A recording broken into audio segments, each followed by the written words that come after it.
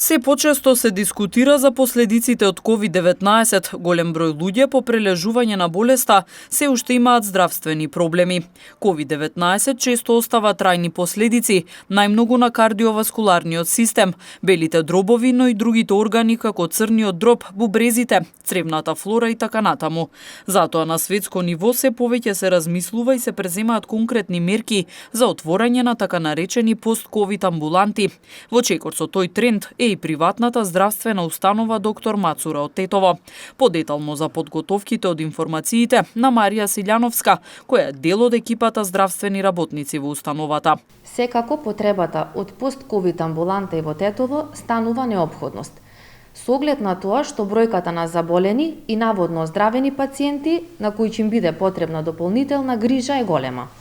Приватната здравствена установа доктор Мацура веќе прави одредени чекори во таа насока и во најскоро време се очекува да профункционира.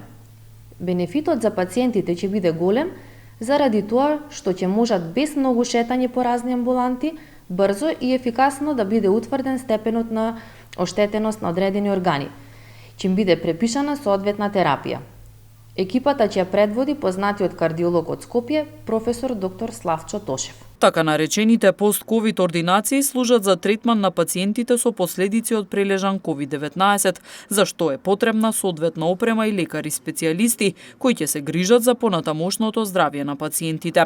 Во таа насока предничи приватната здравствена ординација на доктор Мацура од Тетово, каде што пациентите ќе може да добијат третман за справување со последиците и подобрување на сопственото здравје.